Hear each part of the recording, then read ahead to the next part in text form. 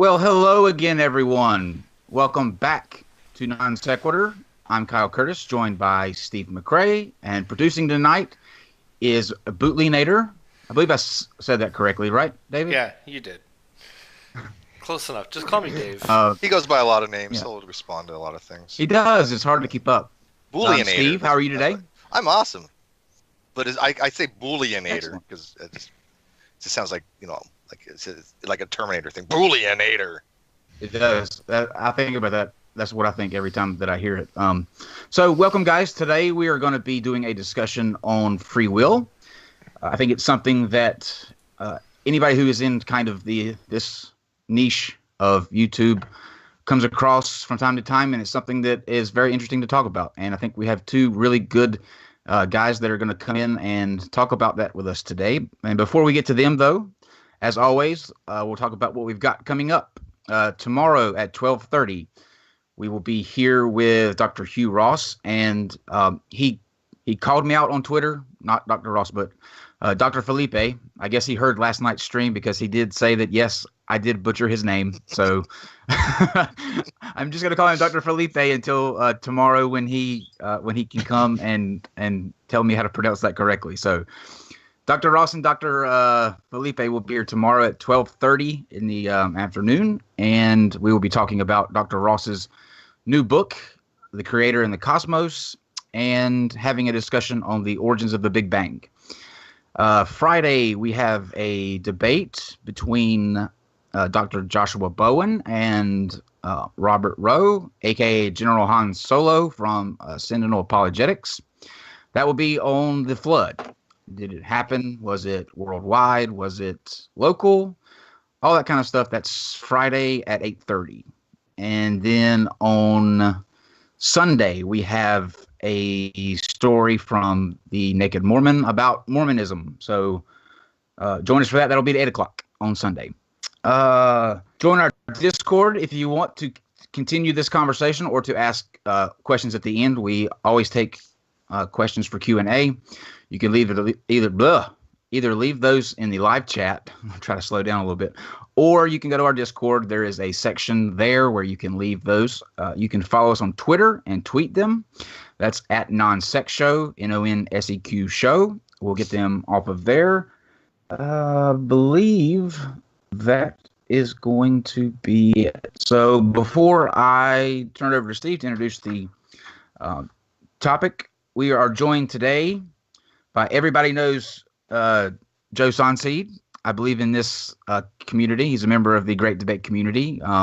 Fantastic person to have a discussion with. You can, I believe you're on Discord mostly, correct, Joe? Yeah. So you can go and kind of hang out there and listen to Joe. We're also joined by Pastor Bryan Wolfmueller, and Pastor Wolfmueller has. We were talking ahead of the show. He's just getting into the YouTube thing, so you're about to become obsessed if you're not already. Pastor Wolfmueller, he has a podcast, like I said, a YouTube channel. He's the author of "Has American Christianity Failed?" Available on Amazon. His podcast is called Table Talk Radio. It's actually the world's most popular theological game show. That's awesome. Second most. Some guys in Australia started a theological game show in their dorm room and recorded like 5 shows and became more popular than us. So now we take second place. What would be a theological game show? Because I thought God was the answer to everything. That's easy. That's easy. Wow. Wow. That's the easiest game show in history, right? Very good, Steve. Very good. Every so often. So I'm going to turn it over to Steve now, who will introduce the topic in more detail, and then we will discuss free will. Hey, everyone, we're going to be talking about free will tonight, and it's going to be hopefully not on any kind of real complex philosophical level, except for what needs to be discussed as far as, do we have free will? Do we have what's called libertarian free will, the ability to act freely and have free choices and be morally accountable for our actions from a biblical standpoint, and from also basically how things are deterministic or non-deterministic. I don't know the particular positions of the Reverend here on this particular issue. However, I do know that Joe is going to be arguing from the position that libertarian free will argument and what's called the evidential, or I think logical problem of evil in this case, kind of undermines that particular argument for that type of omni-God. So I'm just going to throw it over to you two. Hopefully you guys just have a good dialogue on this discussion. Kind of tell us a little about yourself, your position on it, what you're going to be arguing for, and kind of like step back, I think, on this one and only kind of intervene if it gets bogged down in technicality or if there's just an impasse or something we need to get involved, or just to kind of facilitate the conversation. But other than that, this is going to be just you guys having a discussion on what your position is on free will. So how about Reverend, you join it? You start. You haven't joined us before, so why don't you start us off? Kind of tell us, a little about yourself and your positions and what you hope to kind of argue in this particular conversation. Sure. Thank you guys for having me on the show. This is a really honor, and I'm glad to be here. I hope to articulate and perhaps defend, if it needs defending, a biblical view of free will. I know the Lutheran view on the free will is perhaps different than other Christian views, and one of the most famous Lutheran texts would be Martin Luther's On the Bondage of the Will, which he wrote against Erasmus. But the Lutheran Church has a kind of an interesting, I don't think it's a middle ground, but a unique doctrine of free will. Just a couple of points, and then maybe Joe can pick up one that he wants to debate or make an argument as well. But one of the things is that we distinguish between the states of man's will in different ways. So St. Augustine brought us this distinction, that we make a distinction between man's will before the fall, so Adam and Eve in the garden, versus man's will after the fall. We make another distinction after conversion and after the resurrection as well. So we talk about the four distinct freedoms, or four distinct capacities of man's will. One of the things that I think is interesting is that we often think of freedom in terms of choice, and I think the biblical picture of freedom is different. So one of the things that you'll often hear Christians say is that for us to be able to love God, you have to be able to choose to do what's right or do what's wrong. And I think that argument falls short, both of the challenge of logic and also the scriptures. For example, we talk about the scriptures speak of the resurrection, where we won't have the option to sin, and yet we will finally perfectly love God. So when Jesus especially talks about freedom, he talks about freedom in terms of bondage. Who is your master? So he says things like, whoever commits a sin is a slave to sin. And so the idea of the freedom of the will versus the bondage of the will has less to do with choice, which we seem obsessed with, and more to do with lordship. Who are you bound up to? And so that is, I think, an important distinction to make. One last thing that I think is important, the scriptures and Lutheran theology makes a distinction towards the freedom towards things above us versus freedom towards things below us. And we say that when it comes to, for example, believing in God or making a choice to follow Christ, that our will is bound. We have no freedom at all. We can only sin. But when it comes to the things around us, to not murdering our neighbor, we do have a degree of freedom. Of course, it's limited freedom, but we do have a degree of freedom which we can do good works in small beginning ways. So there's a few things, a few categories, and a few distinctions to throw out there to chum the waters. Awesome. And just out of curiosity, are you taking this from a literal biblical perspective, or do you have some kind of leeway as far as, the Earth isn't 6,000 years old, it's much older, but you have some kind of way of reconciling with that, or do you actually take a literal interpretation? No, I'm a literalist. I take it as it stands. Okay, so you're a younger creationist then. Yeah. Okay, awesome. I am. Okay, fair enough. Okay, Joe. Yeah.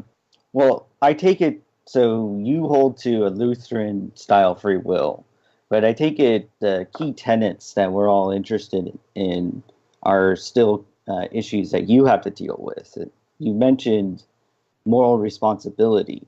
Like, some people think that you can have determinism but still establish moral responsibility. They're called compatibilists.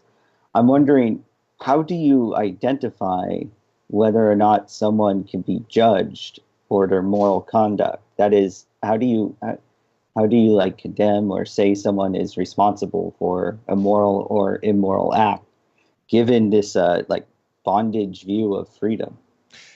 Yes. So I think a couple of things. I was just poking around our Lutheran Book of Concord, written in 1580. There's a document at the end of that called the Formula of Concord, and they address the question of free will. And they throw the idea of determinism. They call it, they say the crazy Stoic idea, which was adopted by the Manichaeans, is clearly to be rejected, that everything is determined beforehand and everything goes out as it should be. So the Lutherans clearly reject any sort of determinism. That one thing happens and nothing else can happen.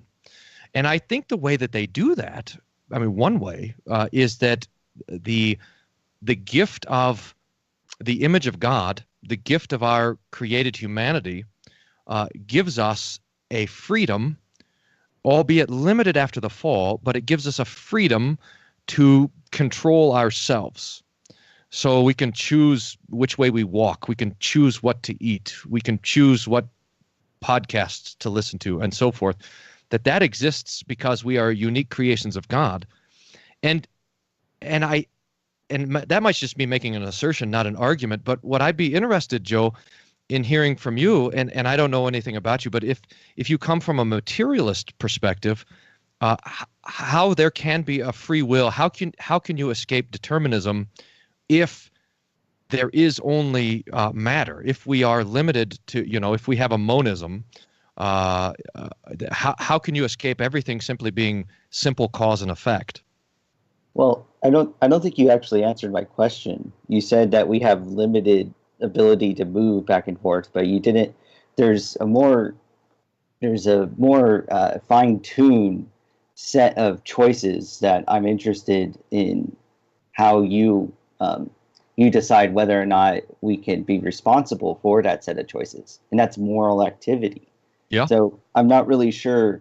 I gathered that you're indeterminist, and we could talk about the problems that arise from that. But I wasn't really sure how you account for moral responsibility given your view. Okay, I didn't hear an answer to that. Sure. So if I could tell me the problem. Let me try again. Sorry, I'll try again, and then tell me where the problem is. We believe that I believe that mankind was created in the image of God, and that image is particularly a moral image. So that humanity from the very beginning was created as a moral being. And the image of God was love and trust in God.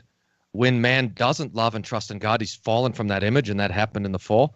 But that the essence of our createdness is that we are responsible moral beings. I suppose that is just saying that God made us moral, and maybe that's not a sufficient answer, but I think that's what the Bible would present to us. Okay, so the issue here is I'm asking how can you say that someone is morally responsible for their acts? And you're saying that you do think we can be morally responsible, but I'm interested in that process. How do you explain that process? So, like, one of the things is compatibilists believe that, living in a universe where it's just cause and effect. If we had access to all the states of affairs, we can predict all the future states of affairs. That's something that was concerning to people, but people have decided you can have moral responsibility as long as your actions weren't guided by coercive causes. And so that's how some people say, oh, they're compatibilists. This is an old school compatibilist position. Now, that's how some people say they can have moral responsibility, but it sounded like you were just saying, well, God made us moral. Okay, fine for now, but I'm not sure. Like, if you go and steal something, how do you apply, how do you morally judge that action? Maybe asking a specific examples will get my answer. Sure. Theft is a crime. It's immoral. So, yeah. So what would your answer be? Well, you just said it's immoral, right? That's it. So that's fine. The problem here is if you are against determinism, you're an indeterminist, then I don't see how any action performed by an agent isn't just completely random given the need for indeterminism rather than determinism. And if it's completely random, then I don't see how you can say someone is morally responsible. Well, so I don't know what you're talking about, but I'd like to this clarity. So, would you teach that there is a moral accountability and a moral responsibility that human beings have? I think you can establish some moral responsibility, but I'm interested in how you do it, given you're an indeterminist or incompatibilist, because that means that you don't have access to accounts of human activity, accounts of people choosing between A or B, for example, without saying, well, it's completely random what they choose, because that's what like an indeterministic state reduces to. And if it's completely random, then I don't see how you can ascribe moral responsibility. Well, yeah, that's right. So we wouldn't. So moral responsibility belongs to the soul.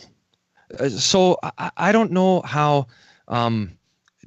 indeterminism or determinism fit in there, because those seem to me, at least hearing them now, as categories that would apply to natural things, to things that are cause and effect. But the soul, as the spiritual part of man, can be its own cause in when it comes to the questions of will and freedom. So there can be a start there. There can be something that doesn't have a direct effect. There can be an effect that's received and it turns out a different way. So that when we talk about material things, that you have certain laws that govern material things.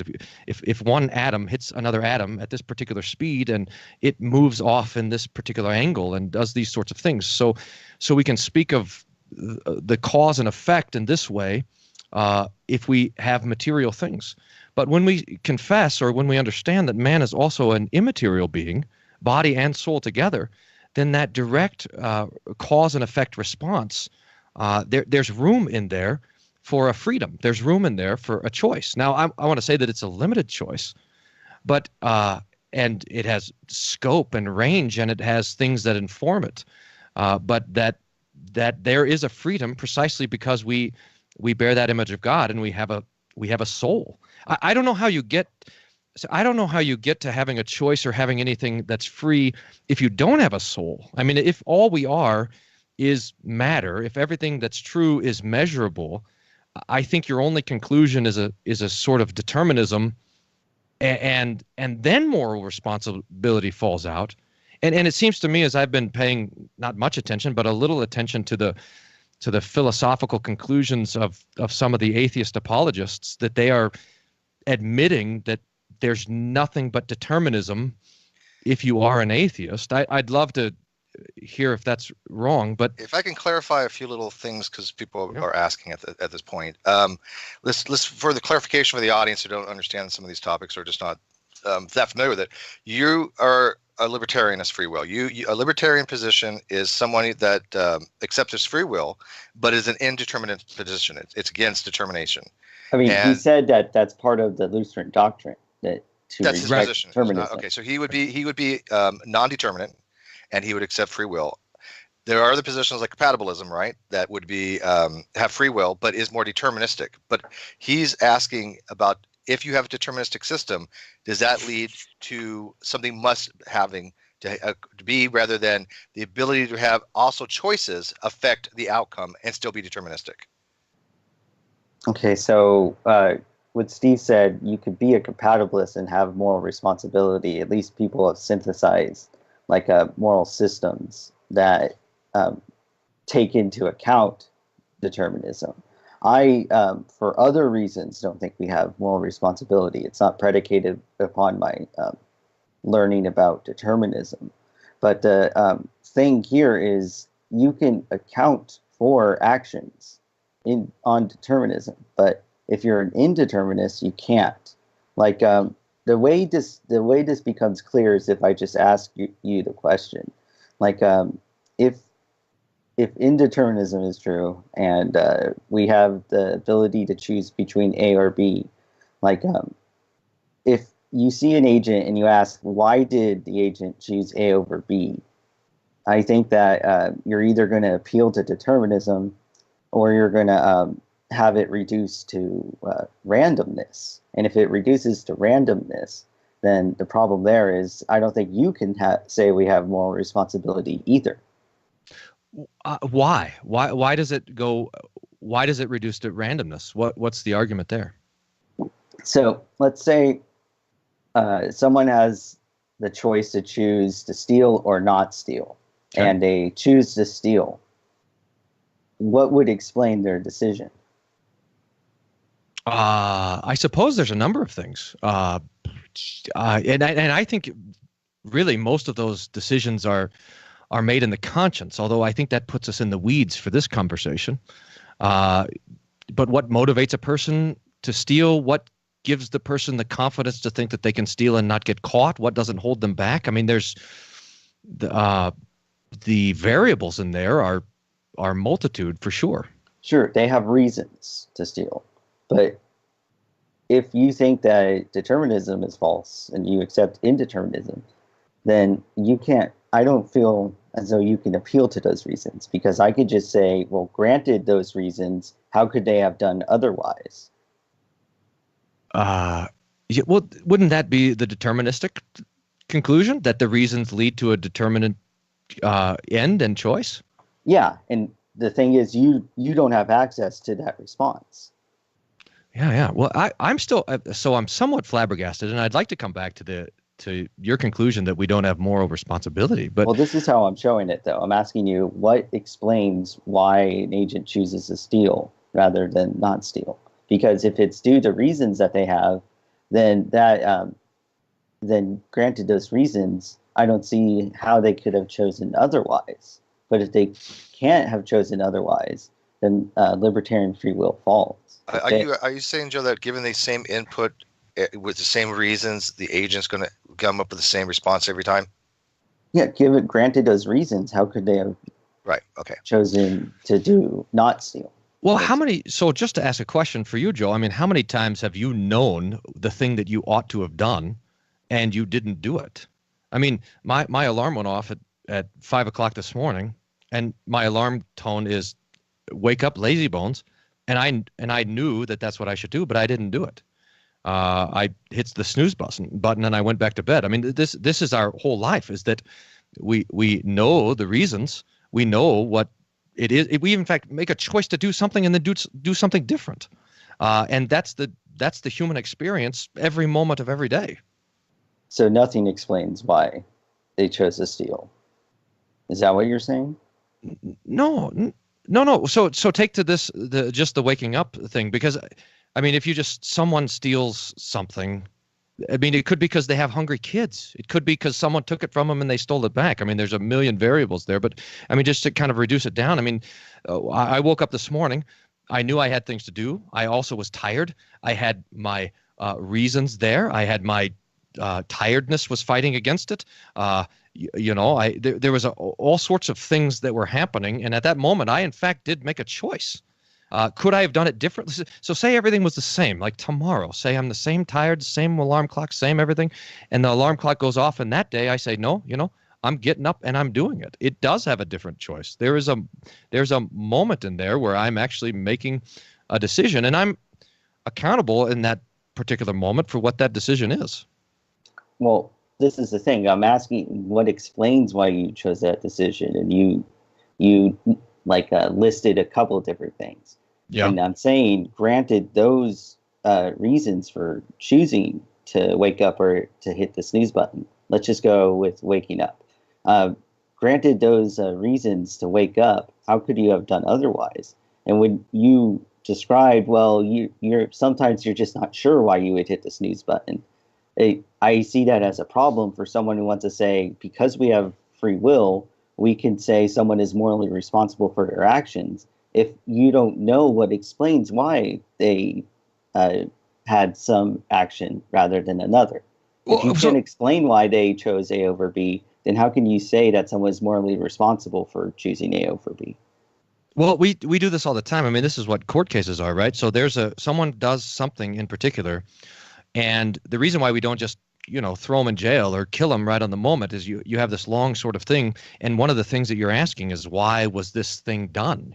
If someone is stealing diapers because they have a baby and they can't afford the diapers, there's actually a mercy given to them in that whole conversation, versus someone who's stealing diapers so they can go sell it and buy meth or whatever, strangle ducks with diapers because they are the best at strangling them. So the reason and the intent of a thing factors into the moral responsibility. But there's, these are multitude in every case. But what? So I'm trying, and I'm sorry I'm not getting there quick enough. What I'm trying to get at, Joe, or what I'm trying to understand is actually the argument. What are you saying? Tell me if I'm understanding it right. Are you saying that because there are reasons for our activity, then we can't, or there are reasons for our choices, we then can't be held morally accountable for them? I'm asking you, granted those reasons, like say you want to steal diapers to sell them for meth, for example, granted those reasons, how could the agent have done otherwise? It seems to me like you want to say we could always have done otherwise. And that's what you would want to say if you hold to libertarian free will. But I don't hear any account, any explanation for how someone could have done otherwise. Well, granted that purpose, it doesn't seem like someone has the ability to choose otherwise. And if they don't have the ability to choose otherwise, then I don't know how you can ascribe someone moral responsibility. So I'm going to ask you to imagine something then. I think I got what you're saying. So if you could imagine that that we have a soul, okay? So am I right in thinking in guessing that you would say that we are not a soul, that we are simply a makeup of matter? You want me to imagine that we have a soul? I think my question still works if you accept some form of dualism. Maybe I could put it another way. Like, if you perform an action and you choose to do A over B, I think there's only really three choices that you have to explain that action. Either there's self-causation, or something outside of yourself caused you to do it, or it was uncaused. Now, self-causation doesn't really make sense because you can't say that A caused itself to do A. And appealing to something being an action, being a product of causes outside of yourself, means that you're appealing to a deterministic response. Mm-hmm. And it doesn't make sense for you to say it's uncaused, because it sounds like you just have no reason for why you do an action.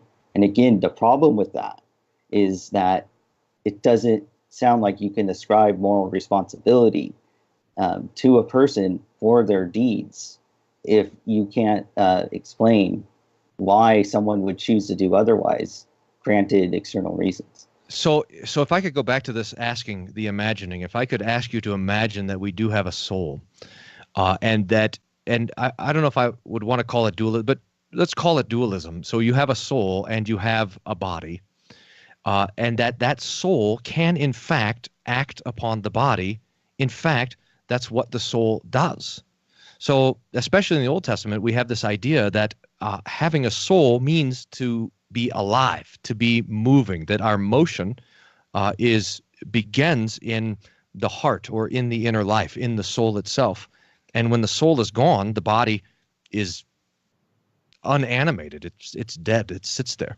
So that the kind of basic anthropology that the Bible puts before us is the idea that we, in fact, do have a soul that acts upon our body. It is our soul that speaks, and that there is an origin in this soul. There is an origin of action.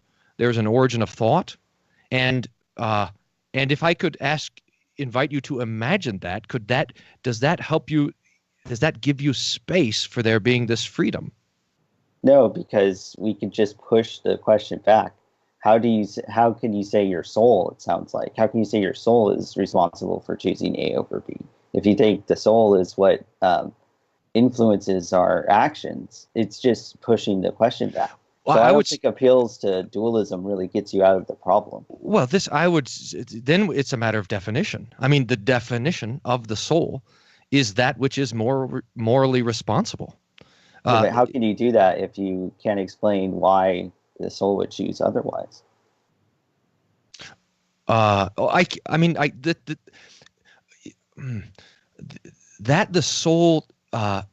So what you're denying is that the soul can in fact choose. But what I'm saying is I'm not denying they can choose. I'm denying your ability to explain why they chose A over B. And if you can't explain that, then you can't ascribe moral responsibility. You can't just define the soul as being morally responsible and then move forward. You have to explain why you think you can still say someone is morally responsible for doing A over B. But you haven't done that. Well, so when we look at a thing, we want to talk about, a handful of things. So where does it come from? What is the purpose of it? And what is the thing? The soul, as the image of God bound up to our humanity, comes to it as a moral entity. The goal of the soul as fellowship with God makes it particularly a moral entity, and the soul, particularly in both responding to the impulses of the conscience and making decisions, is nothing other than a moral responsibility. You could just say that the soul isn't there, or the soul doesn't exist, or you can't measure the soul, so you can't say anything about the soul. But this is precisely how the question is answered. No, I'm granting the existence of a soul. If you think you can give an account of moral responsibility by appealing to a soul, but even after appealing to the soul, you've been unable to give an account of moral responsibility. Do you see the problem with this? There's views that Christians hold to that require some account of moral responsibility, but it hasn't been. I haven't heard one at all. Well, I'm sorry you haven't heard it. Hopefully people that are listening have heard it. That the soul is not totally free from effect. Of course, the soul can be affected from external things, both physical and non-physical things. But that the soul is precisely that thing where there is space for the cause and effect to be steered. Now, it seems like we're at a slight dead end. I don't think that's an option that's open to you if you reject determinism. Why? Saying that there are effects that move us to do certain things is appealing to external factors, external conditions to explain our conduct. But if you're doing that to explain moral conduct, why we do moral activity, then it's not free will. You're appealing to something that fits snugly in compatibilism or can be accounted for in determinism. But if you reject determinism, you can't appeal to that. Why? I just explained why. Yeah, but so why? Why can something can affect me? Say let's say I'm very, very hungry because I haven't eaten in 3 days. Now that can make it much more tempting to go and steal that guy's hamburger. But just because that thing from the outside, or even that thing on the inside, my own stomach is pushing me in one direction, that doesn't mean that I'm going to go steal the hamburger. Because the soul is open to external causation doesn't mean that that's the only thing that is in fact determining what the soul chooses. There's space. There's ways for things to be influencing on the outside of me without being ultimately influencing. Yeah, so that's a view that's held by compatibilists. They think that there's causes and then coercive causes, and they think that we can nonetheless make decisions independent of coercive causes, and that's how you would have moral responsibility. But it's called compatibilism because they're saying it's moral responsibility compatible with determinism. You reject determinism, or at least that's what you said one of the doctrines are, being a Lutheran. Sure. So that's not an option open to you. Yeah, if you're accepting libertarian free will, you're actually saying that you accept free will, but you're saying it's from an indeterminate position. You can't appeal to determinism if you take a libertarian free will. You can with the compatibilism. So let me ask you, Joe, maybe you can talk about maybe some of the problems with libertarian free will. For example, one the of them argument. is he can't say there's a moral responsibility for at all. It just reduces the randomness, whether or not we choose to do one thing or another. Again, how can you have moral responsibility for something that just happens randomly? Let's look at let me run the argument by you, and then maybe you guys could discuss it, because I think the Reverend's right. Maybe you guys are a little at an impasse here. The luck. Wait a minute. I want to hear this account. This is a huge deal. You can't account for moral responsibility. That's going to be a major problem for people who want to make moral judgments. Christians want to make moral judgments. In fact, every human being wants to make moral judgments. In some weird sort of way, you, by saying that my argument is wrong, is in fact making a moral judgment on the argument, but which I don't quite understand, because you said that to make a moral judgment is an impossibility. I mean, is making a rational argument possible in your understanding of the world? Yeah, I take there to be moral oughts to be distinct from oughts that apply to argumentation reasoning. Why? What's the difference? Well, like a clear difference is it doesn't seem, these are intuitive reasons, but I can go into more arguments. When someone adds 2 plus 2 and have it equal 5, it doesn't seem like it seems kind of weird to say that is immoral of them. Is it wrong? When they incorrectly. Well, it's wrong, and this is the issue. It's wrong when you're talking about doing mathematics, but it doesn't sound like it's immoral to accidentally add 2 plus 2 to equal 5. Nor does it give you the feelings unless I'm paying for a $4 apple. Sure, but in the context of mathematics, it doesn't sound like it's immoral. Okay.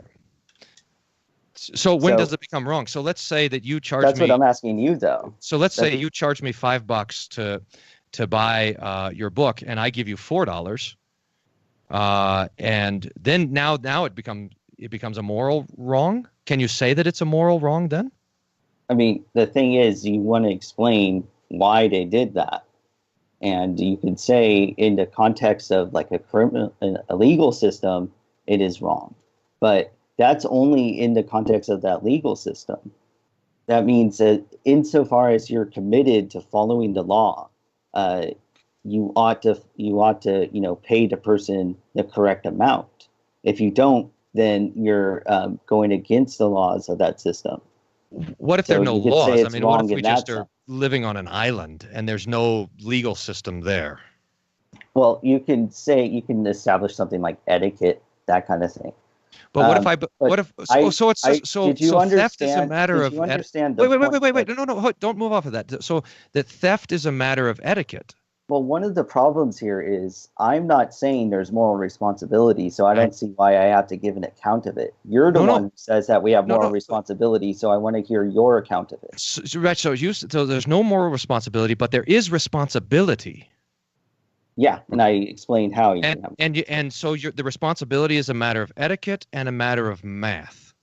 No, I said that, for example, if you're in a legal system, an institutional setting, insofar as you're committed to following the laws of that setting, then you ought to, in the example you gave, pay the correct amount for something. Well, but again, I'm not the one who's saying that there's a moral commitment that transcends the system. That's what I want to push on. So let's just say that you and I were born under an Islamic regime somewhere in the Middle East where it would be illegal for a woman to show her face. That's what the laws are under. Sure, but are you saying that the God of Islam gives you an account of moral responsibility? Is that why you're discussing this? Because I want to hear your account of moral responsibility. No, what I'm suggesting, because what you said was that we live under particular laws and that we are accountable to those laws, and that determines what would be right or what would be wrong. No, I said insofar as you are committed to following those laws, you ought to do something. But what if you're not? How would you know if you ought to be committed to following those laws? How am I able to look at the law? If you don't want to go into prison, for example, right? You ought to follow the laws. But again, this is an institutional setting. You can establish whether or not you can have a wrong or a good or right or wrong act. But I'm asking you how you do it as a Lutheran. How do you do it given your view of Christianity? So I would like to kind of stick on this so I can understand you a little bit better. So let's say I live under a system of laws, which is all there is. Is there any way for me to look at that law that would put me in prison, for example, forcing a woman to cover her face? Is there any way for me to look at that law and say that law is not right? Within that system, as long as you're committed to following the laws, you would say it's right. Well, so what about if I was living, for example, in the United States 2 years ago, and they said it's wrong for two men to be married to one another?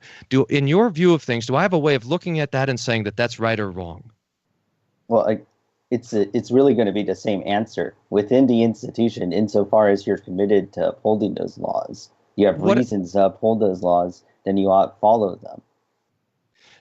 So and this would go all the way across. So if I was a slave owner in the Deep South, there would be no reason to fight against that injustice. If I was,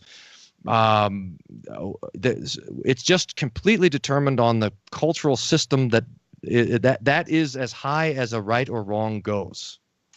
So I feel like we're really getting away from what's the key issue here, and it's you giving an account of moral responsibility. Are these examples your way of eventually leading us to your account of moral responsibility? No. I'm exploring here, hopefully, the conclusions that we have to reach if we have no moral responsibility. That's just an appeal to consequences then. If you think that it's going to reach to unsavory future states of affairs to say that we don't have moral responsibility. I don't think it has. It will reach to those stages. I think it has reached to those stages. I mean, we have. That's just an appeal to consequences. So you haven't given an account of moral responsibility and appeal to the conscience. So I do believe that all of us are created with a conscience that accuses or excuses us, a moral barometer that tells us that this is right or this is wrong, that conscience, the law of the conscience, is confirmed by nature itself in one way or another, so that we do have both an external and internal sense or knowledge of what in fact is right or wrong. But let's bring it down a little bit, Rev. I think John wants to know. Hold on. I don't understand why this isn't clear. I'm asking you, how do you account for that? Because if you can't explain why someone would always has the ability to choose otherwise, granted the reasons that they can have to steal versus not stealing, then I don't think you could say you have moral responsibility. You just reasserted the claim that we have moral responsibility, but I'm asking you to support that.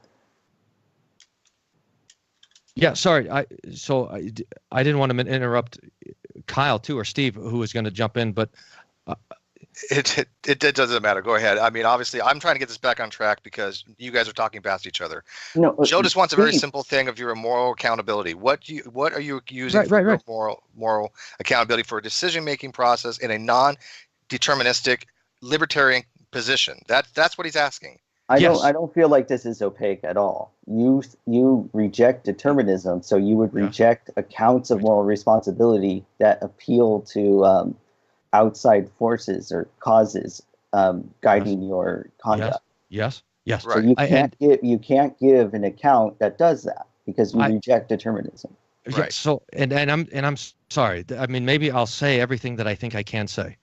and that is that I do believe that the human soul is created as a moral entity, that it itself, by the very definition of what it is a moral agent that's acting both and while it is affected both by things on the outside and the things on the inside, that it has a limited degree of freedom, and not just that freedom, but that freedom is part of the reason why it is morally accountable, and that this moral accountability is something that is implanted in each one of us by the conscience. I don't think I can say much more than that. I don't see how. Yeah, that wasn't an account of moral responsibility. You're just saying we're morally responsible again. But I'm asking you, how do you, in situations, how do you ascribe moral responsibility to someone if you can't explain or give reasons for why, or give reasons for why someone would choose to steal or not steal? Joe, what are some examples of answers to that question that you have come across before? Let's see if we can't kind of find one that maybe lines up. That'll be an easier way to get to that end game. Like, you've obviously had this conversation with several people. So what are some of the examples that people give to you for the answer to that question? A lot of times people are just tautological. They'll just say, oh, the reason why they chose A over B is because they have the ability to choose A over B. But you can say the same thing. The reason why they chose B over A is because they have the ability to choose B over A. Yeah, so that's not helpful. The main issue is, look, if there is no explanation, if we can't identify reasons, and that's the position of the indeterminists, fine. But do they not see how that means you can't ascribe moral responsibility, judge someone morally, if it's the case that we can't say there's a reason why they chose A over B? Does that follow a little bit better, Pastor? Well, I mean, no. I mean, I'm not 100% sure why. I mean, this is I think, Joe, that your discussion of causality, of identifying a causality or identifying causalities in and of themselves, is the problem, because when you admit the existence of a soul that it is again affected but not totally affected, then there's a space for a variability of causality and also of result. That the idea that one thing leads to another is this is what I'm saying, is that the soul stands as a buffer between those two things. So the soul is a buffer between the one-to-one cause and effect, and if I suppose you're saying, well, that doesn't account for it, but if that doesn't account for it, then nothing accounts for it. But that's just the definition of what the soul is by being created in the image of God. Okay, so like again, granting that we have a soul and it's a part of this process of whether or not we choose A over B, right? How could you have chosen otherwise? It doesn't really solve the issue to go, oh yeah, and we have a soul. Look, why couldn't the soul choose otherwise? Why couldn't the soul choose otherwise? Like, okay, so let's say you have a soul. Why your soul would would make it so you choose to steal the diapers? He's asking you, what is it about having the soul that will be the reason why you did a certain action or why an agent did a specific action? What is it about having a soul that caused that agent to do that action? Is that what you're asking, Joe?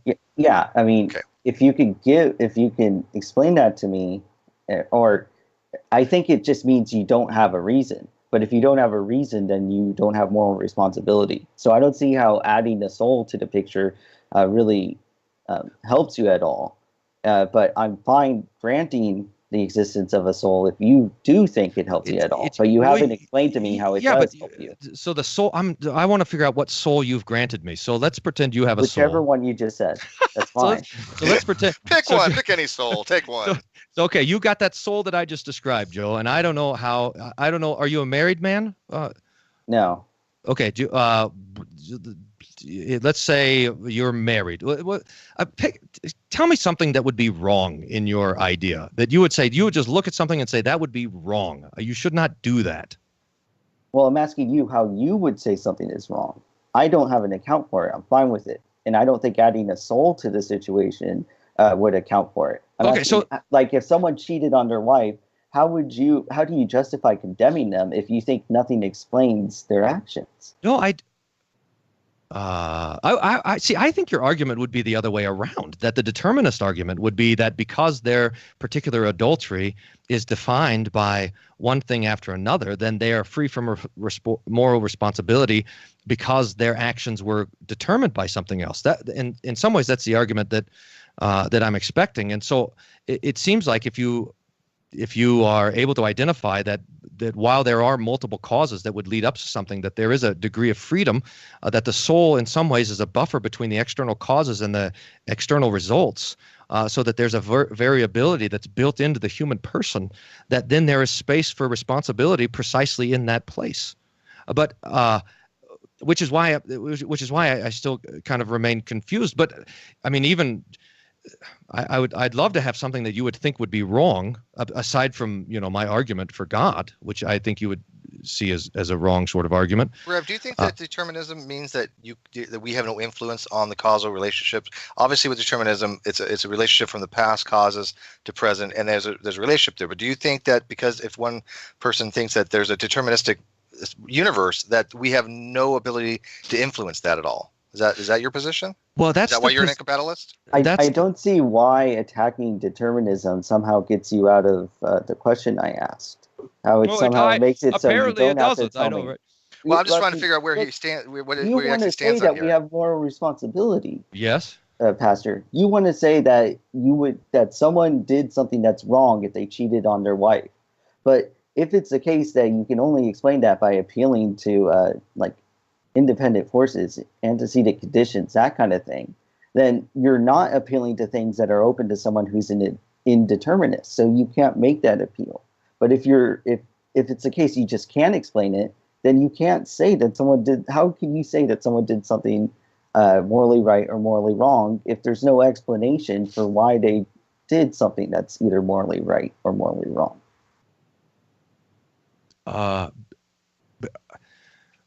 Because they did it. I mean, something can be wrong without being caused. The reason why they did something wrong is because they did something wrong? Well, I mean, part of the problem is trying to convince you that someone can be morally responsible for doing something wrong when you don't think that people can do something wrong in the first place.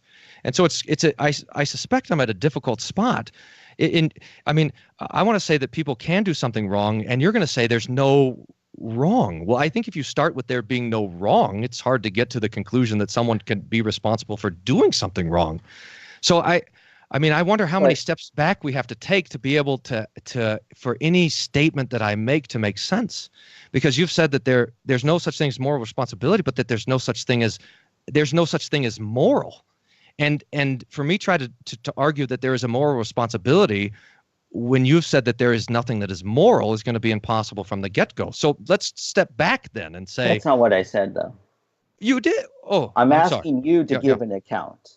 I Right. don't think there can be account, and I have arguments and reasons why I don't think there can be account. Me telling you that you're having this problem, the reason why you're having a problem answering me is one of the reasons why I don't think we have an account. But you appealing to the fact that I can't say there's moral responsibility doesn't get you out of the woods.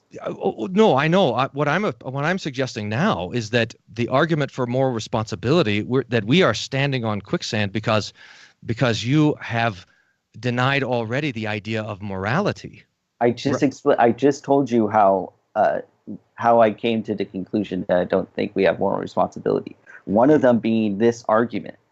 Yes. So, but I would if I mean, we're again at a dead end, but I'd like to suggest that where we might be able to, in fact, reach each other with our punches is on the question of morality. So if I could ask you, so you said that there's a moral ought. Is that right? Yeah, but you can't account for it, sounds like. But how do you account for that? I don't. I'm fine with not.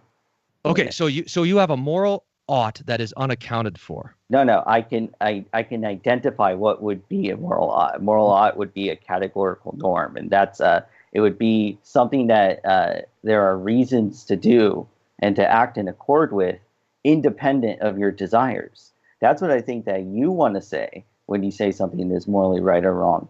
The problem is that you haven't been able to explain how you could do that. But so I don't. How do you explain it? I mean, how? So if there's a moral ought, and who determined the moral ought? How did we get to the moral ought? So how do you say something's right or wrong? Yeah, that's what I'm asking you.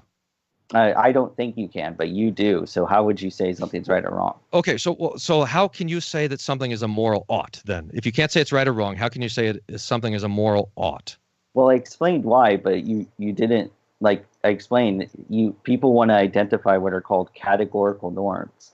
These are things you ought or ought not do, and you have reasons for doing or not doing them that are independent of minds, independent of your own goals and desires. So it sounds to me like you want to say... Give us an example of a categorical imperative like that.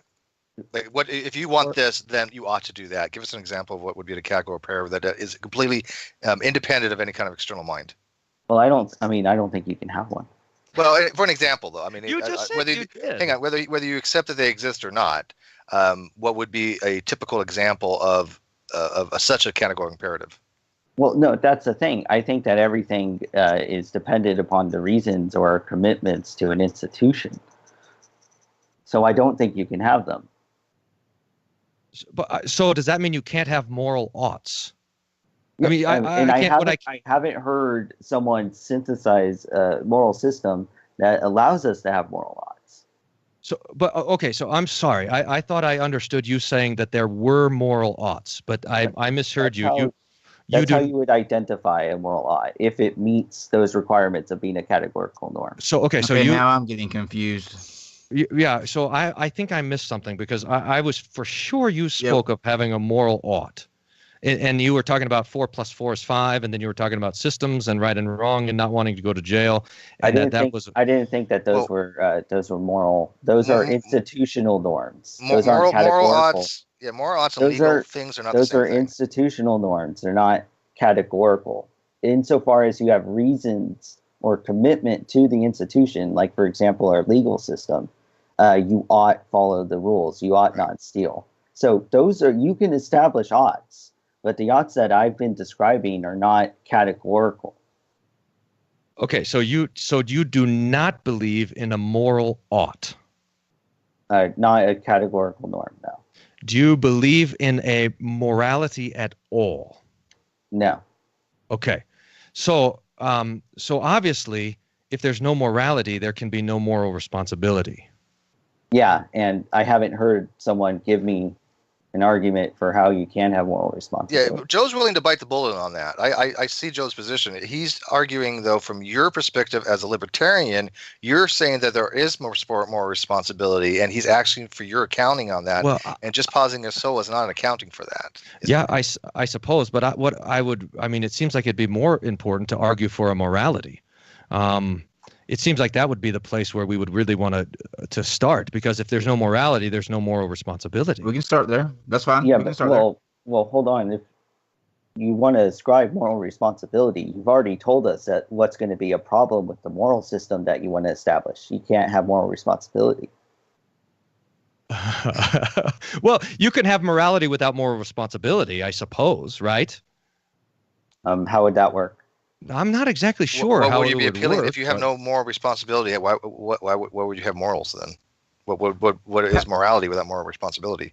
Pastor, where do your morals come from? Let's start there. Where do your sense of morality come from? Yeah, it's twofold. It's from the scriptures themselves, and it's reflected in the conscience. So the conscience as a reflection of natural law and right and wrong. Yeah. Okay, so we've got a basis starting point for where you get your morality from. Now, Joe, why is that problematic in terms of his stance on the free will issue? Well, it becomes a problem when we ask him, okay, if that's where morality goes, and I feel like this is again, he's just reasserting the claim that we have moral responsibility given the state of affairs, us having a soul and like natural law, that kind of thing. The thing is look, if you can't assign moral responsibility, then I don't see how you would give us a moral system that we would actually follow. Can you prove that we have a moral responsibility? Let's ask it that way. Is there any way that, from your worldview, from how you stand, is there any way that you can point to something and say, this is why I feel that we have a moral responsibility? Okay, so there are positions that try and construct like moral relativism. But I am under the impression that the pastor doesn't want to appeal to moral relativism. If he does, maybe that's fine. But the thing is that I think moral relativism fails. Like, I don't think we can describe someone's action as being right or wrong in a moral context. I'm amazed by your bravery, because most of the people that I've talked to, their worldview would force that kind of conclusion, but they are afraid to make it, just because they know that they don't want somebody to murder them. Well, I think Joe comes from a very specific framework that he works with, and I don't want to get into the nuances of it because it's technical stuff that nobody's gonna be interested in it. But correct me if I'm wrong, Joe, but you are a more anti-realist, right? You don't accept moral facts to begin with, right? I think that all moral judgments are uniformly false. Okay, so you're an error theorist. Yeah. Okay, that falls into more anti-realism. And I don't think that denies me other odds. Like, do you think they're false or untrue? By the way, I tend to use the term untrue rather than false. But do you accept that moral facts exist, but they're all either untrue or false? No, I don't think moral facts exist. I think the stuff you need, moral facts, to make moral judgment, like statements. There's no moral truth makers. Yeah. Okay. So that's another way of putting it. But gotcha. I mean, the thing is, okay, like, I'm brave and all for telling you that I'm a moral anti-realist. I mean, how do you persuade me otherwise? You haven't persuaded me to go, okay, this is a system where I can have moral responsibility.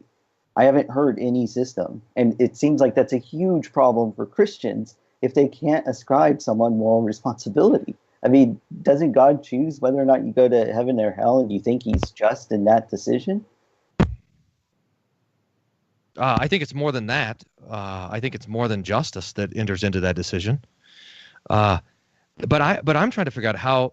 I mean, not necessarily worried about the afterlife, but worried about this life. If what you're arguing is true, now maybe this is just, taking it out to consequences. Taking it to the consequences. But I'm wondering if you can simply say that me stealing from you, or me murdering your mom, or me murdering whatever, all the baby ducks in the world, or that there is no way to look at that thing and say, that thing is wrong. That action is wrong. That is bad. That's an interesting question. And I think what you've said is that reaching that conclusion is impossible. Well, morally speaking. Well, is there any way to get to it that's not moral? That's well, you can talk in terms of hypothetical norms. You can appeal to your aims or goals and desires. And given those aims, goals, or desires, you ought to do A or B. You ought not kill all the ducks in the world if you think they're. No, I'm not interested. I mean, so okay, fine. You can have an ought, but and it's either constructed from outside or inside. But can you look at the thing and say that is bad? He's asking, like, you personally, Joe. Like, what makes you think, or if you looked at a duck, what would keep you from killing that duck? It's adorable. That I think beauty is a moral quality, by the way. I mean, yeah. Can we get? But you can't say whether or not someone is morally responsible for creating an ugly-looking thing. You haven't given that account. And let's clarify this: being moral and being right or wrong are not the same thing. Well, that's what I was saying. There's different ways you could be right or wrong. One of the most basic ones is you could be wrong by doing a math problem, like having 2 + 2 = 4. There's different ways you can say someone ought or ought not do something. That's fine, but the thing is that I think why? I mean, pastor, how do you get there? That's what I don't think you've accounted for. How do you get to being able to say that someone ought or not do something? What? How do you get to that point? Okay, so I've given two different like more technical ways of explaining it. One of them is institutional oughts, institutional norms. Insofar as you're committed to following the laws of the institution, you ought not do something. But how did the people who wait? So you find yourself under an institution, but there are some people who, in fact, were instituting. So, for example, our laws were written by certain people. Sure. How did they determine what would be right or wrong in the particular institution? I mean, they have other reasons for doing that. I don't see why I have to account for that, though. Look, can we have moral responsibility on the Lutheran view of freedom? Yeah, of course. How? So can you? You just asserted that. Do you see how it's frustrating because you're just asserting that, but you haven't explained it to us. Yes, I see how it's frustrating. What I'm trying to sort out. So you said that we have a morality, an institutional morality, and then the other one was a. Is there a moral responsibility to live under the institutional morality that you think that we simply find ourselves under in society? Well, I mean, you can have. Okay, so in the institution, you're asking, do we have a moral obligation to follow the rules of the institution? No, and there could be different ways you're committed. Wait. No. That's not what I asked. What I'm asking is, you have asserted that there is an institutional norm. It's not a moral norm. It's an institutional norm, and that you've said that that's as close as we can get to a morality. What I'm asking is that establishes certain oughts. What I'm asking is there an ought responsibility? Is there a way that we are responsible for the things that we ought to do under the constructed societal system that we find ourselves under, in your mind?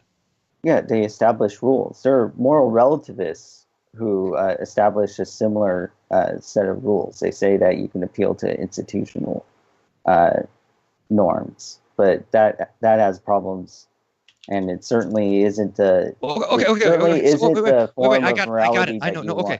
Okay, I want to push a little then on that. So let's just say I'm just going to assume your institutional norms. Let's just say that I think that God created institutional norms for all of humanity. Now, does that end us in the same place? I mean, if God created institutional norms, and you can say that we have a responsibility to institutional norms created by people, and that we just created the society that we live in, ought I not to be able to say that God created institutional norms, and the same thing now is true, that we live under those institutional norms, and there is a moral responsibility to keep them? So you have reasons to keep to those laws. Are you saying that God just gives us those reasons? I'm not saying that. I'm just saying if what you're asserting is that there can be a moral responsibility under institutional norms, how is that any different if the institutional norms come from God? Let me clarify my position. I think that institutional norms work with moral relativism, but I'm not a I think that they have arguments to say that it works with moral relativism, but I think those arguments fail too. You keep moving. So could you please tell me how you get to any sort of responsibility? Okay, so there are different ways you can say someone is right or wrong. I want to know I want to know what you think. Yeah, that's what I'm telling you. Okay. There's different ways you could be in or out of accord with something. You can be in or out of accord with your aims, goals, desires. That's a hypothetical norm. There's an institutional norm. You're in or out of accord with the laws laid down by that institution. Those are ways you can say something is right or wrong, and you can do that and apply it to different institutions outside of morality.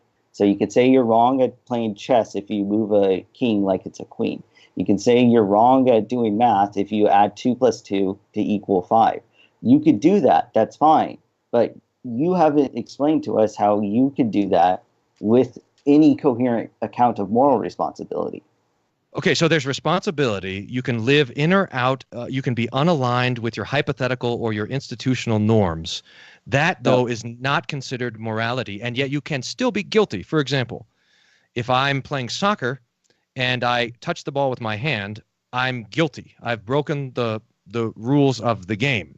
I haven't committed anything morally wrong. I've just broken the rules of the game. So I am out of alignment with that particular, what would you say? That would be an institutional norm that I'm playing on the field with, right? It's a rule established by the soccer federation or something.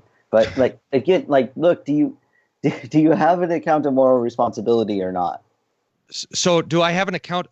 Let's stick with the soccer picture here. Okay. So I'm not morally guilty, but I've broken the rule, and I would get punished for that. Namely, I lose the ball, and the other team gets the ball. And would this be a fair understanding of what you're talking about with institutional norms?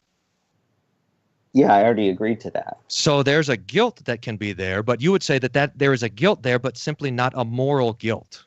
Real quick, I've already kind of explained this. I know. That's why we're going over the same things over again. That's what's so I'm trying frustrating. This isn't you giving me an account of moral responsibility on the Lutheran view. I haven't heard that, and like I'm sorry if I'm like being a bit like forceful about this, but it's really important to you. It's really important that you're able to do this, Pastor. Yeah. Well, I appreciate. I'm not sure if you're right or wrong about that.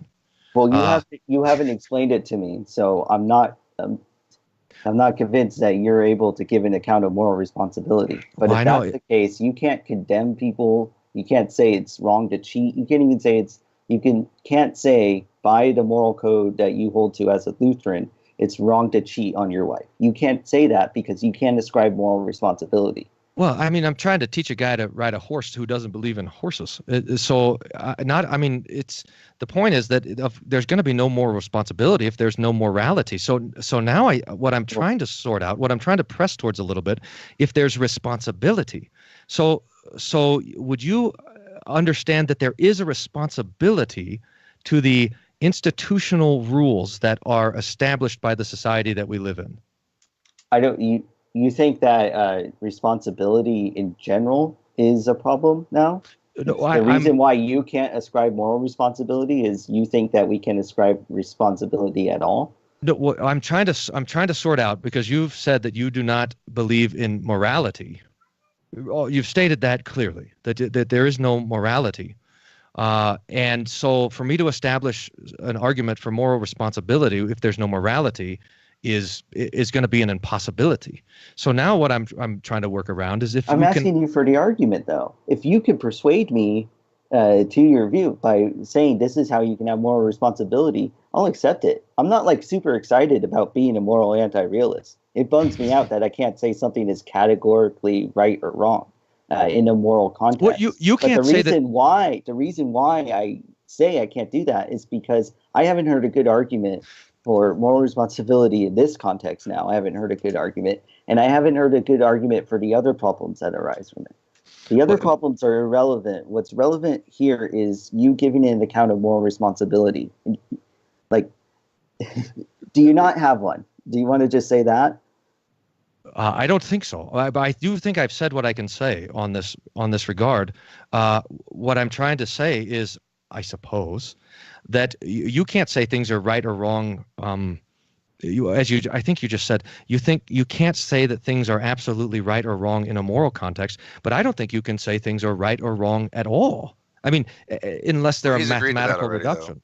Right. No, I agree that he thinks that, but I've explained how there are other ways you can establish right or wrong norms that you can be in or out of accord with. Right, but that's totally free from the questions of good or evil. True? Yeah, very much so, yes. Right. I mean, it's not evil to mess up on a math equation. Right, but it is evil.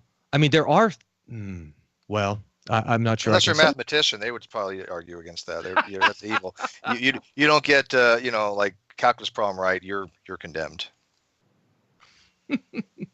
But I think what's happening is you guys are talking on different levels, and we're sitting there listening, and I think everybody in this listening right now are not seeing you guys talking to each other, but talking kind of past, because Joe is on a very high level. Joe understands these topics exceptionally well, and I think he's trying to ask you in a way to have you understand them. And I think there's something lost in translation, because look at you guys are talking about these like meta-ethical theories, like let's say moral relativism. Joe, if you have a moral relativism type position, or if you think you don't even have it, let's just talk about moral relativism. But that would be something along the lines of there might be a cultural thing that changes from one place to another, right? What is, like he was saying, it's culturally immoral to show your face or ankles in one society, but not another, like descriptive moral relativism. But that doesn't inherently make something right or wrong, correct? I don't think that it's categorical, but it's not categorical. Look, the original topic is free will. Right. I tried to get back on free will like 4 times. You guys want to talk about moral? Is that what we were talking about? That was the original topic. Yeah, they're intricately related. Yeah, well, I've completely forgotten. For some reason, going to morality, non sequitur. People were trying to. It's non sequitur.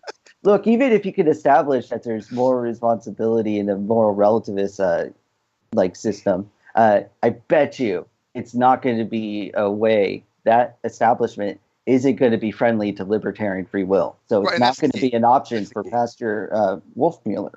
Yeah, I think we need to focus on that real quick. Again, the reason we're having a difficulty here is because Joe is right here. You're taking a position of libertarian free will, and that is an indeterministic position. And so he's asking you, how do you account for decision-making abilities for the agent? Right. In an indeterministic position. So I'd like to hear. So I would like to just, with back on free will, what I'd like to hear is Joe's thoughts on free will just in general. So I think I put forth a few options, but I don't think that I've actually heard what Joe would say about free will. Okay, Joe. I don't think that we can have a libertarian free will, the ability to choose otherwise. I think that when we explain why we do actions, we're going to appeal to external factors. We're going to appeal to you wanting to make sure your baby is clean, so that's why you went and stole a diaper.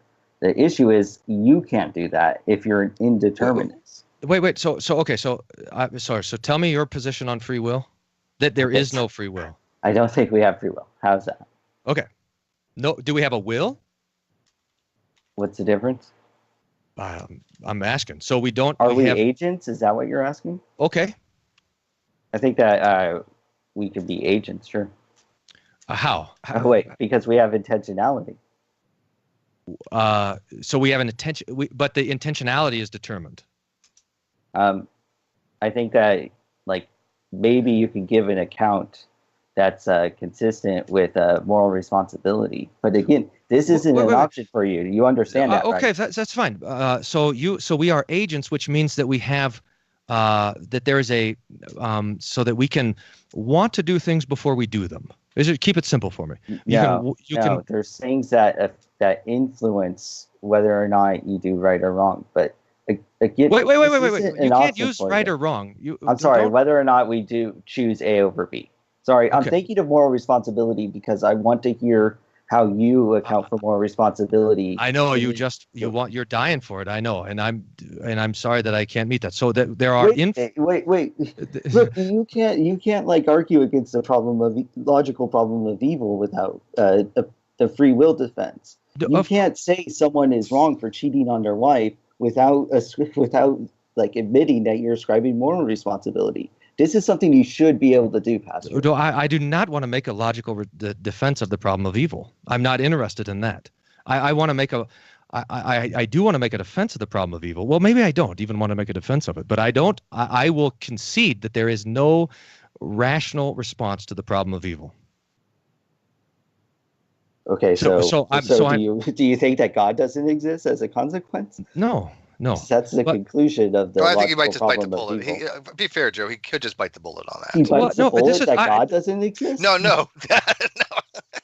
No, look at so I as a Christian, as a theist, can say that there are things that I do not understand. In fact, I'm bound to say those things by the scriptures, and I think there's a couple of places where we have assertions that are not rationally compatible with one another, and that we let them stand.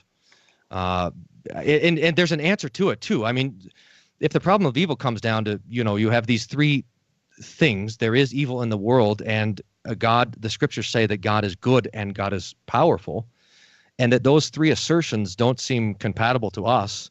And so we try to figure out which one won't stand. I want to let them all stand, and in fact say that God chooses to address the problem of evil in a way that we would not expect. He addresses it not by his strength, but rather by his weakness. And he addresses the problem of evil not by ending evil, but by suffering it himself. And so I want to let that stand as not as a rational argument, but as a. It's okay to go and punch babies if I just punch myself as well. No, that's what it sounds like you're saying. By parity of reasoning, you would say, "Yeah, that's right." Yeah, no, that's not right. Okay. But I don't see how God's saying. suffering justifies having suffering in the world. It doesn't justify it. Well, then that wasn't a response to the problem of evil. I know. Well, so I don't know if other people who believe God exists would be comfortable with accepting an argument that shows that God doesn't exist.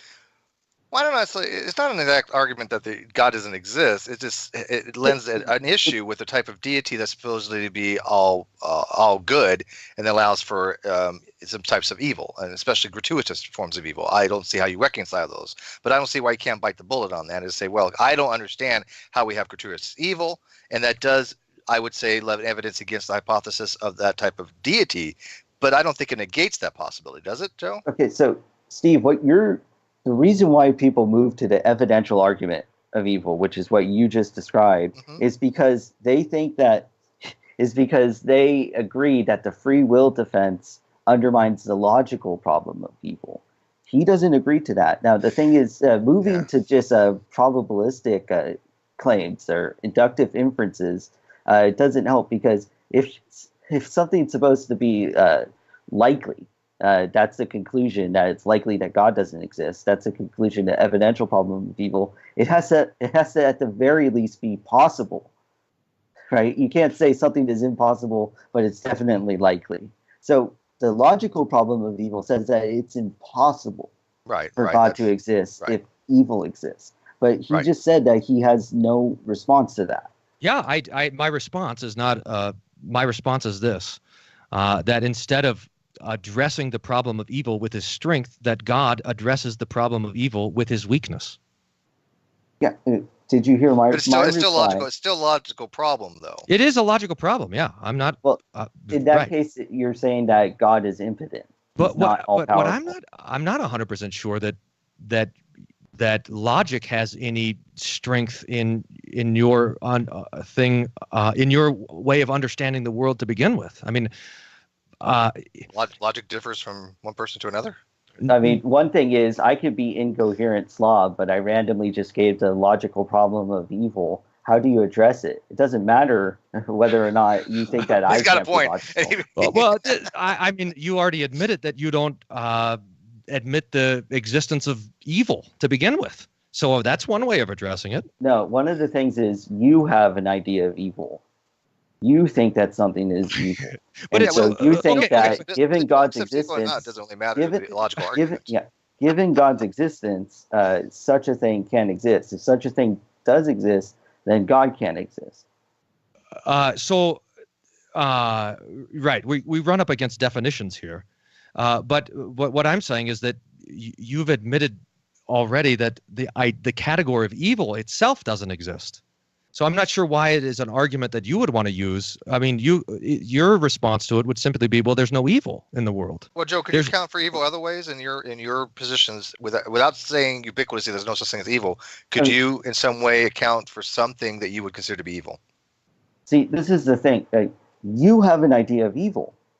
given the existence of that evil, your idea, not my idea, given that existence, then God can't exist. That's an inconsistency that you would have to agree with.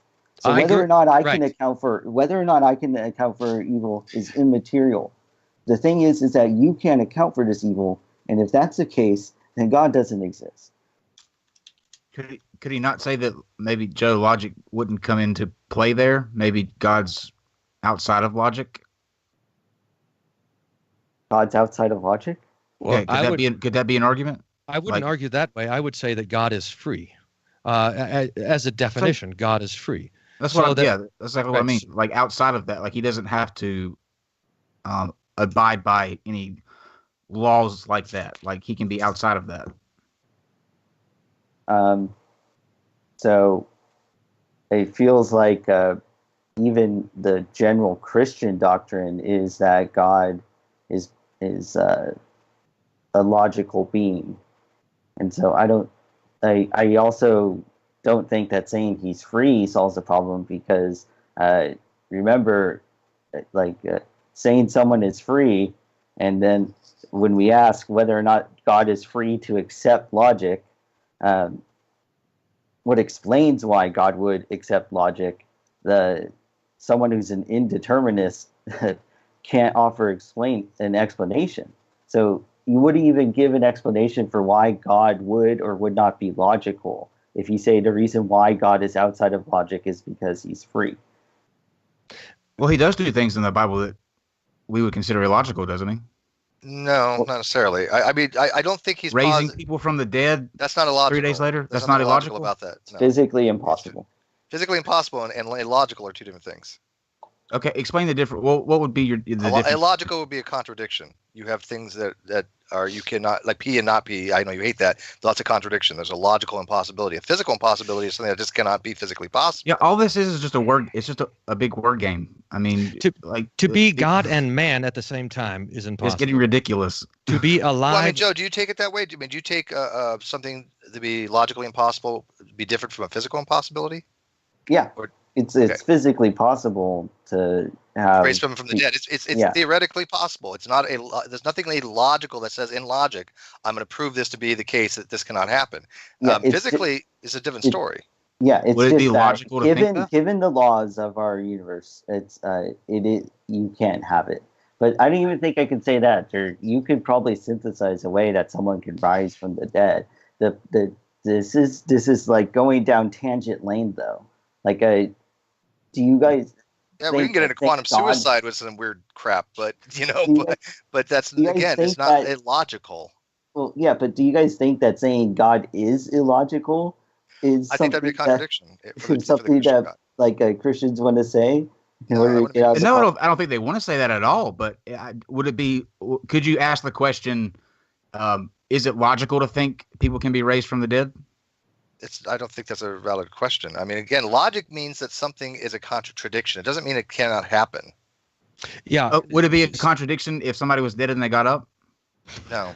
Well, you can't say they're alive and dead at the same time unless you're like doing some kind of quantum thing. It absolutely. See, this is what I'm saying. This is all quantum logic is a whole different ballgame. We're going into a completely so just a word game. I mean, here's the I don't know why logic is a word game. I don't get that. Logic is very important. Logic is logic.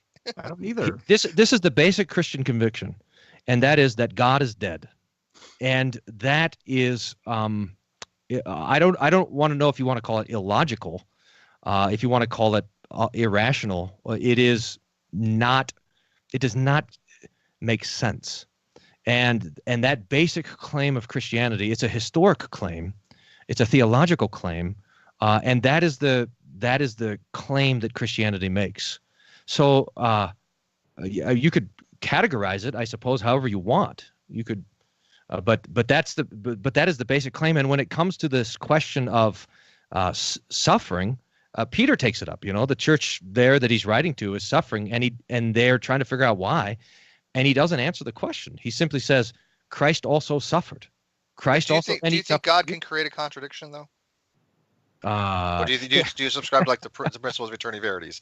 That God cannot cease to be God and be God at the same time. Could he do a contradiction and say, you know what, I want to cease to exist. He ceases to exist and then will himself back into existence somehow. That would be to me a logical contradiction. You cannot, cease to exist then exist at the same time. It just doesn't work that for a deity like that. I'm intrigued by the very fact that we can try to imagine those sorts of things. But those theologians imagine that. Theologians are the one that started with that concept. Can God do certain things like that? Right. Can God cease to exist? Can God make a rock so big that he can't lift it? This sort of thing. And I think is resolved. I think that you can't ask God to fail. I mean, if you ask God, who's an all-powerful being that supposedly is perfection, you can't then say, well, you got an A on your exam, but you failed at failing. So I don't think the question of asking God to produce a rock so he can't lift it makes sense to me. That runs into problems with the concept of omnipotence. Because you ask them to define omnipotence, they're either going to give you an answer that makes it so everyone can say they're omnipotent, or they're going to fail, and the paradox of the stone holds. So the answer that the scriptures put before us is simply this: that God created the world and then God bled. And those two statements are put before us, not as abstract realities. I mean, not as abstractions, but as historical realities. Was God free to create the world? Yes. So he could not have created the world. But see, look, this is a whole different argument now. Well, look at, I mean, so it's free will. I don't know, but it's like, could God choose not to create the world? But I think that this idea of choice. Yeah, that's actually the contingency argument as well, is it not? Let him answer. Free will is closely related with contingency. But the thing is, look, if God's not free to. I think it's a great argument. I do, but I think it's too deep to what we're going into, Joe, to be honest with you. We start getting into that. If God's not free, if it's the same as his account of moral responsibility, which is that you can't explain why someone did one act over another, then you're not going to be able to explain why God. I agree with you. Okay, well, hold on. We're going to let the pastor's trying to jump in. We're going to let you. Sorry. No, that's okay. It's okay. So the answer is yes. I mean, and I think I said this before, that the moral responsibility that we have, we directly relate to the fact that we are created in the image of God. So it is the freedom of God that is given to us. Now, it's not it's not the we are the creature and he is the creator, and so the freedom that we're talking about is of a totally different kind, but or degree, I suppose, but same in kind, so that God is acting in freedom, and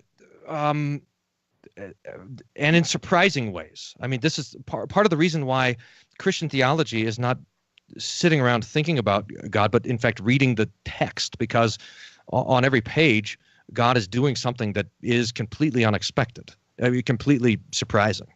I mean, these are all assertions. How can you support them? Well, what would be the? So this is. I'm just telling you. I think I did assert them. I said this is what the Bible says. So that's the assertion here. This is what the Bible. How does that make it so you can say you're morally responsible? You have.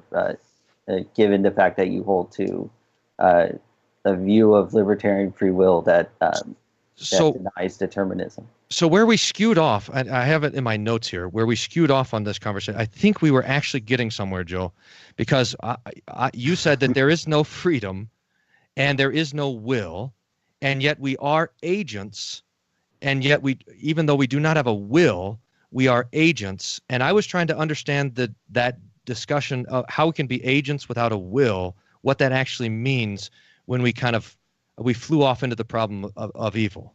The thing there is you asked if we had a will. I didn't understand that concept, but I said that we have intentions, and I think that that's consistent with saying humans are agents. Now, I don't see how that makes it so you can say someone could be morally responsible. No, I don't think it does. So we have intentions. But that's what I'm asking for. No, I understand what you're asking for. We are intentions and we have agents. Is that agency agency get to a responsibility? In other words, let me give you space on this. What does that mean that we are agents? We have intentions. We're able to experience things rather than just predict or assess things clinically.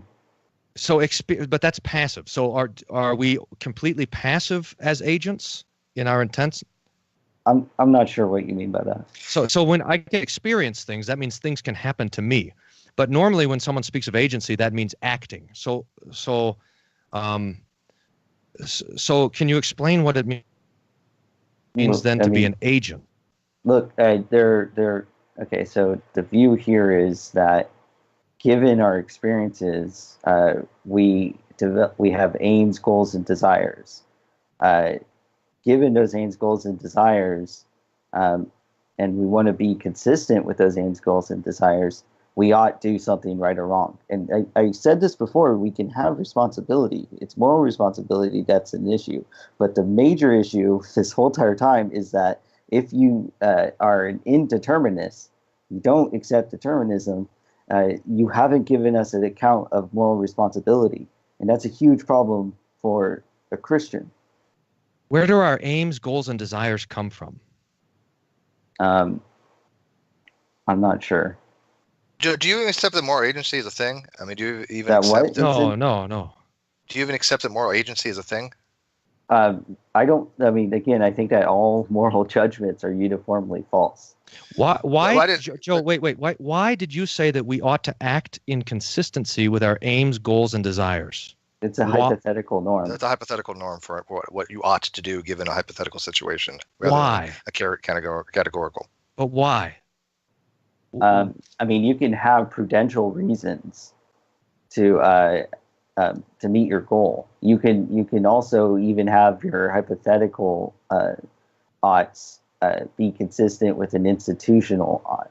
Like if I don't want to go to jail because I hate being away from the internet, then I ought be in accord with the legal system.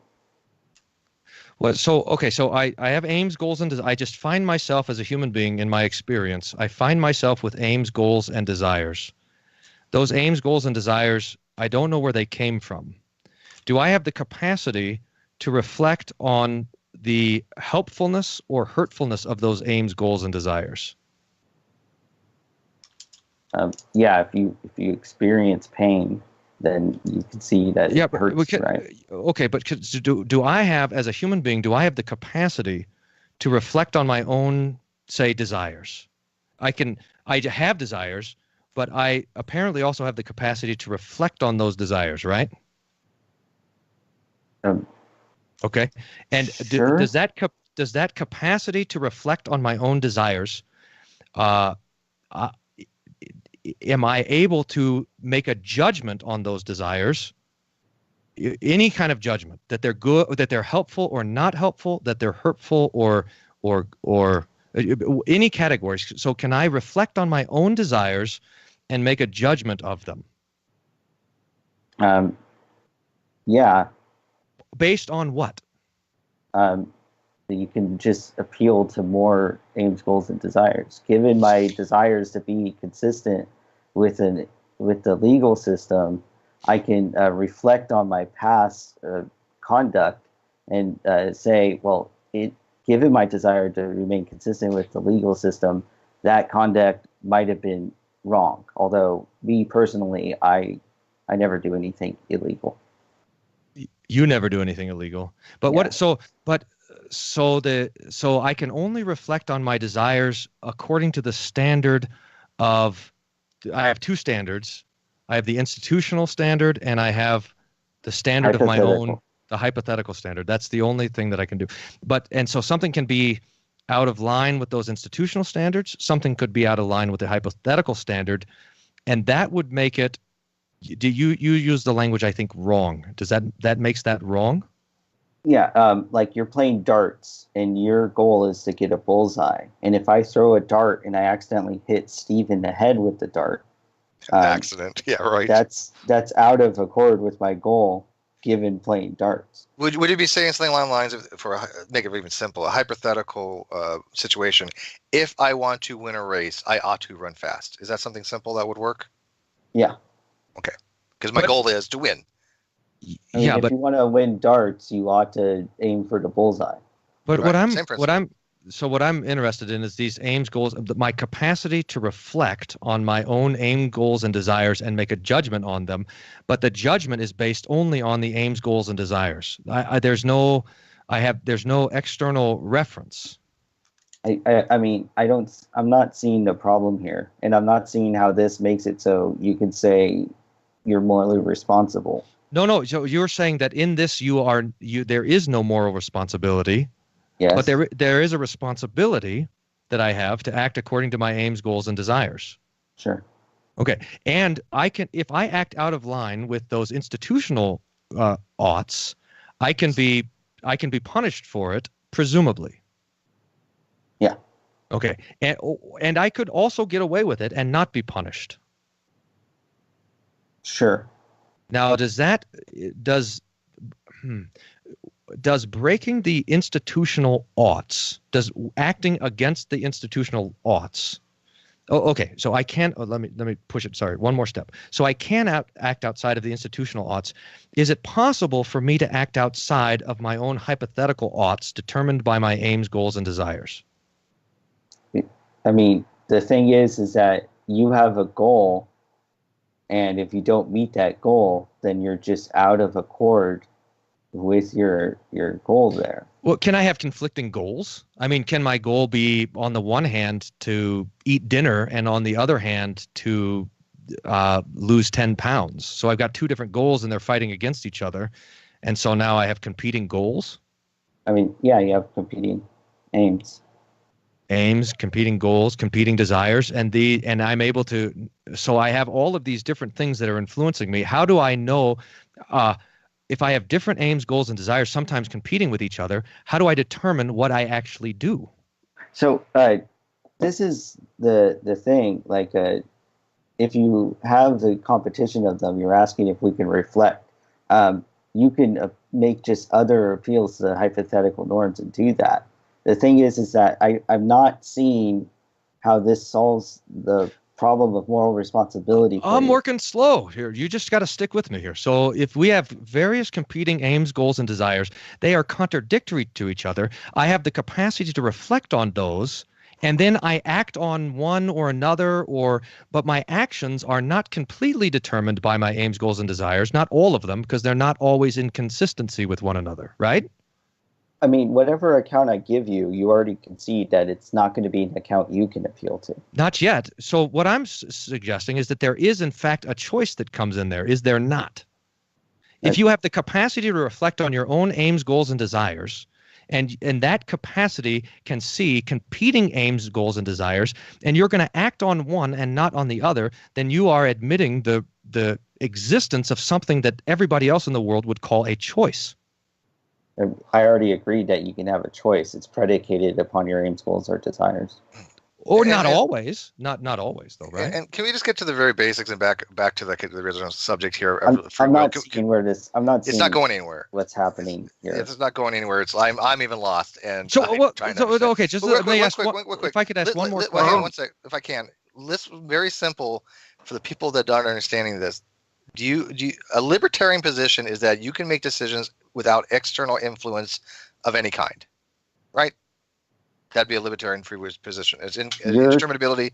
You are free to make decisions without constraints, correct? No, okay, so you can have a concept of free will that separates your ability to make decisions from coercive causes. External.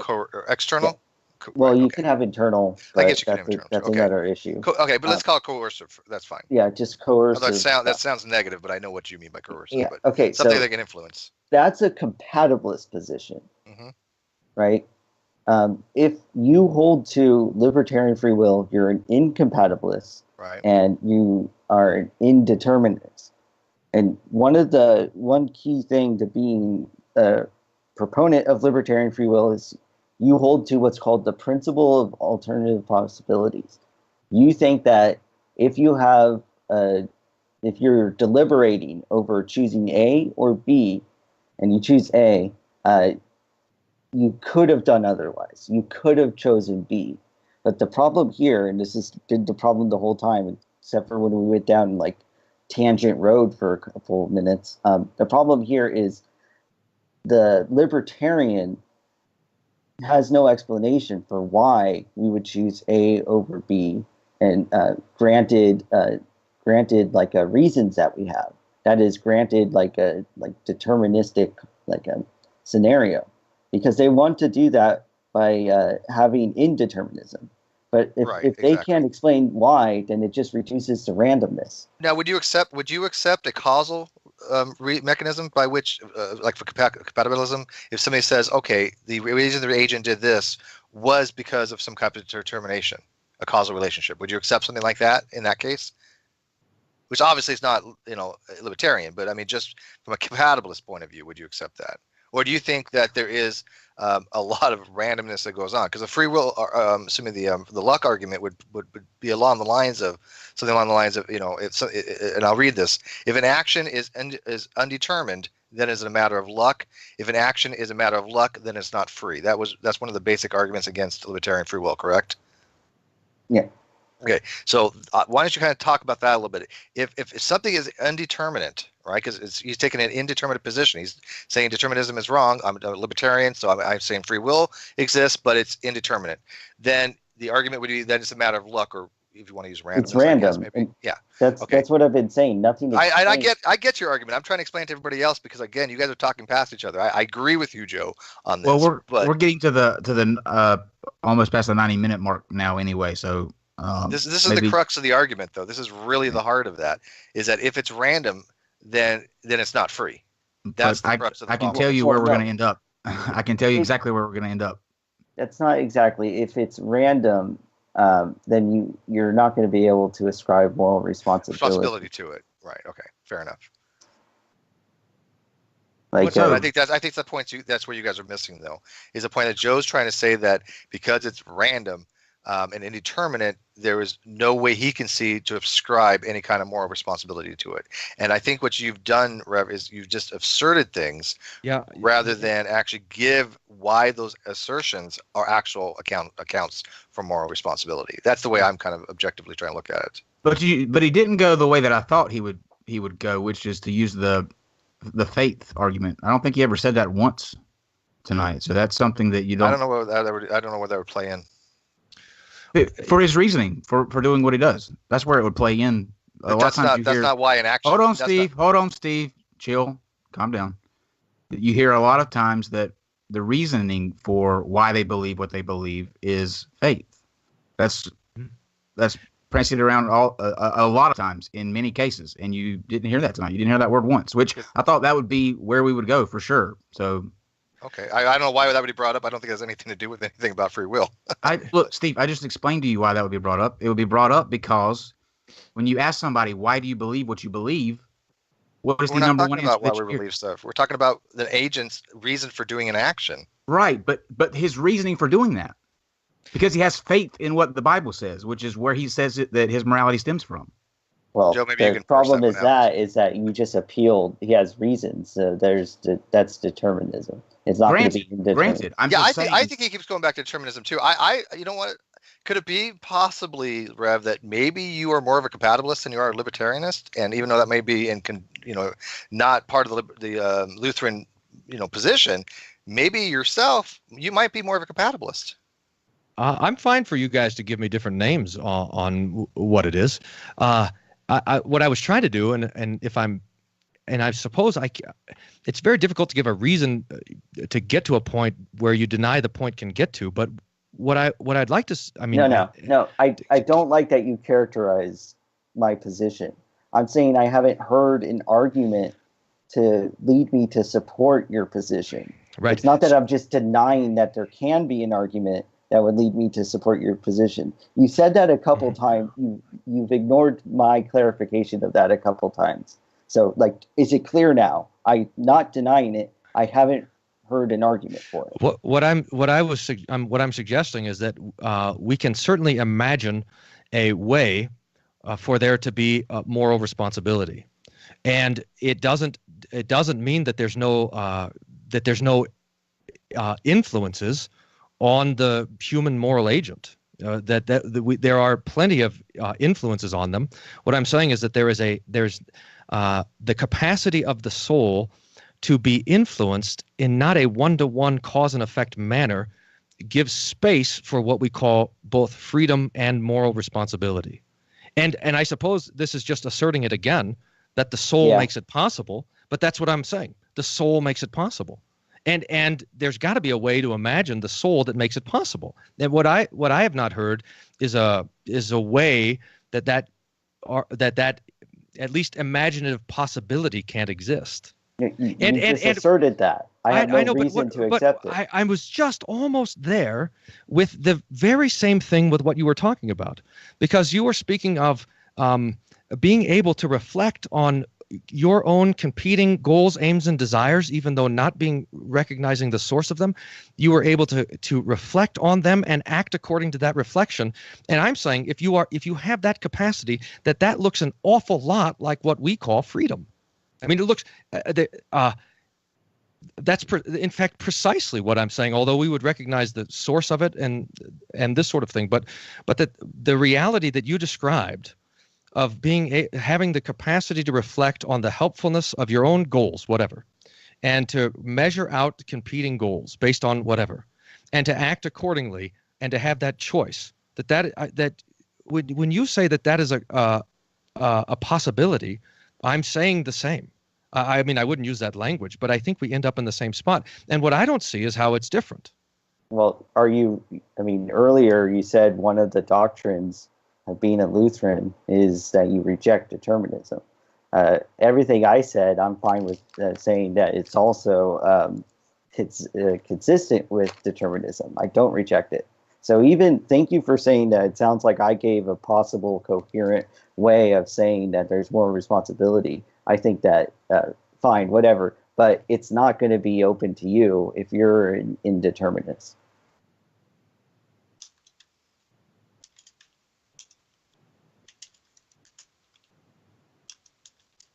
I think I've said, I don't want to say what I said. I mean, I said what I said. So, I think that's a good ending. Yeah, I think we kind of got to the impasse here. So, let's do this.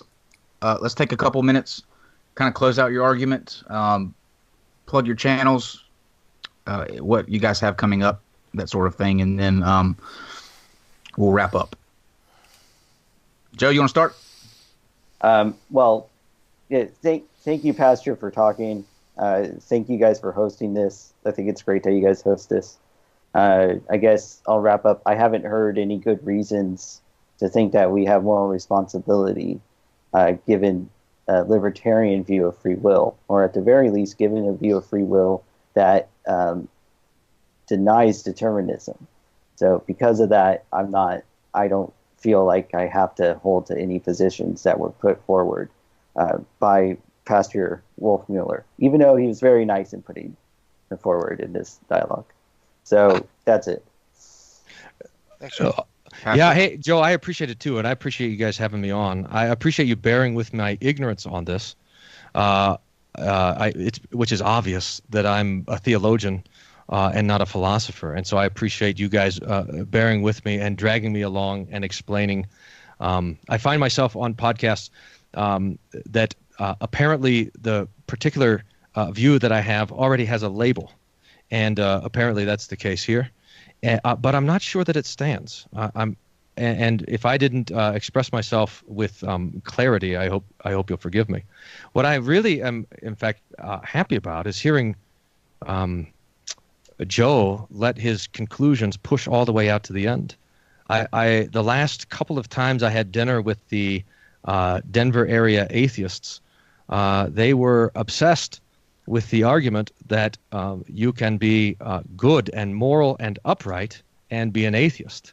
And they were, in fact, so obsessed were they with making that argument that they were busy starting a 503c, Atheists for Good.